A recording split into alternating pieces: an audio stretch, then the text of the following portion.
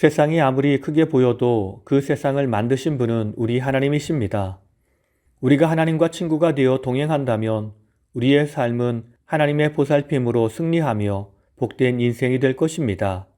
오늘 이 하루 하나님과 친구가 되어 동행하여 승리하고 기쁨을 누리는 복된 하루가 되길 기도합니다. 오늘은 느헤미야 6장과 7장의 말씀을 통독합니다. 첫 번째 느헤미야 6장 15절에서 19절.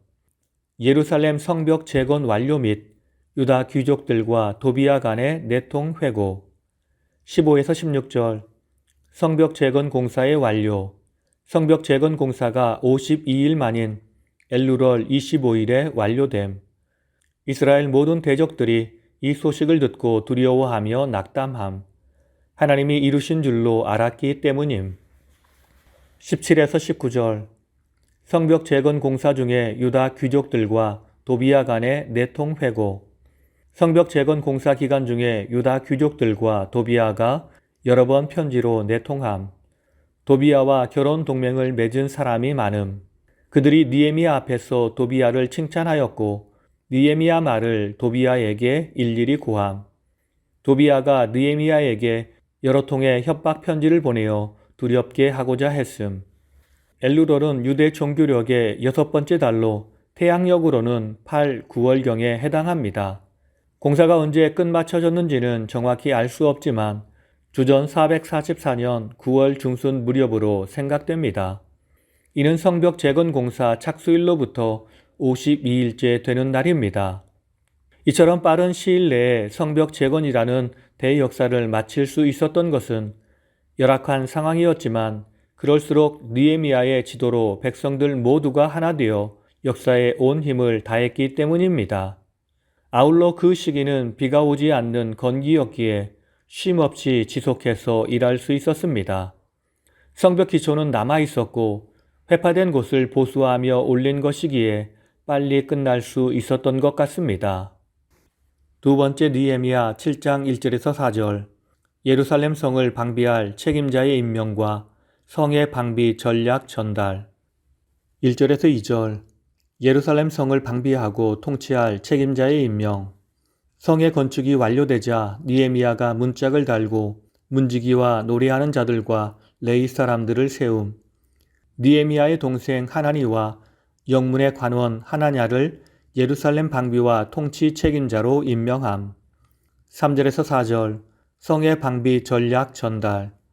해가 뜨기 전에는 성문을 열지 말고 아직 해가 남아있을 때 문을 닫아 걸어 잠그도록 지시함. 예루살렘 거민으로 각각 반차를 따라 파수하되 나머지는 자기 집 맞은편을 지키도록 함.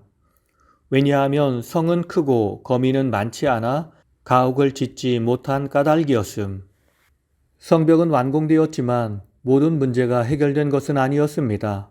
6절 하반절에서 성벽 공사 중에 있었던 유다 귀족들과 도비야 간의 내통 사건을 다루고 7장 초반절에서는 예루살렘 성을 방비할 책임자의 임명과 성의 방비 전략을 수립한 사실을 기록합니다. 그리고 이어지는 본문에서는 에스라 2장에서 언급된 제1차 포로 귀환 자들의 가계 및 수요를 재확인한 사실을 기록합니다.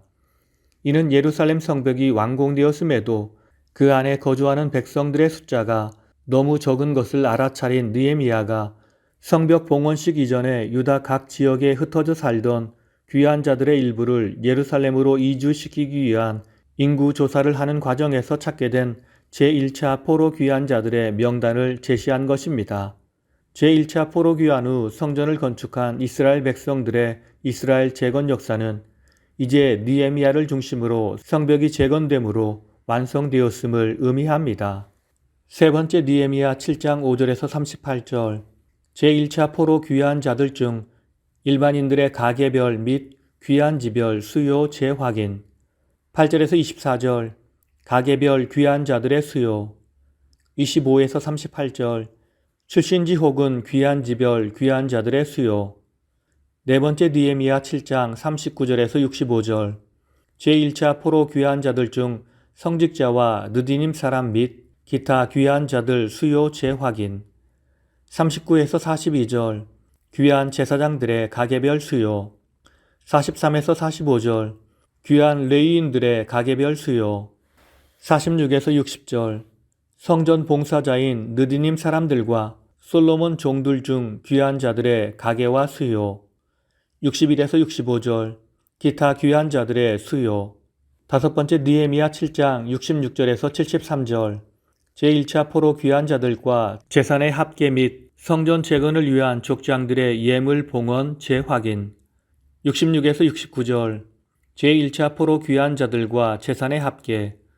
온 회중의 합계는 42,360명임. 그 외 노비가 7,337명, 노래하는 남녀가 245명임. 말이 736두, 노새가 245두, 약대가 435두, 나귀가 6,720두였음. 70에서 72절. 성전 재건을 위한 족장들과 백성들의 예물 봉헌. 어떤 족장들은 역사를 위하여 보조함. 방백은 금 1,000다리과 대접 50과 제사장 의복 530벌을 보물고에 드림. 또 어떤 족장들은 금 2만 다리과 은 2,200만회를 역사하는 창고에 드림. 그 외 백성들은 금 2만 다리과 은 2,000만회와 제사장 의복 67벌을 드림. 73절. 제사장, 레위인, 문지기, 노래하는 자, 백성 일부, 느디님 사람들 등 온 이스라엘이 자기 성읍에 거주하였더라. 오늘 말씀을 통해 주시는 교훈은 첫째로 세상과 벗이 되면 하나님과는 원수가 됩니다. 6장 18절을 보면 이스라엘 사람들 중에서 이스라엘의 대적의 하나인 도비야와 동맹한 자들이 많았다고 했습니다. 그리고 그 이유로는 그들이 도비야 가문과 결혼 동맹을 맺었기 때문이라고 밝히고 있습니다. 이런 사람들은 하나님을 배신하고 세상과 결탁한 사람입니다. 결국 이들의 배신으로 말미암아 느헤미야와 이스라엘 자손들은 적잖은 어려움을 겪어야 했습니다. 그런데 여러분, 아무리 세상이 더 크고 아름답게 보여도 반드시 하나님이 크신 능력과 권능으로 세상을 심판하실 것입니다. 그때 악인들과 결탁한 모든 사람은 철저한 심판을 받게 될 것입니다. 하나님은 결코 교회를 무너뜨리려는 세력을 가만두지 않으십니다. 그러므로 우리는 어떠한 일이 있어도 하나님을 선택해야 합니다.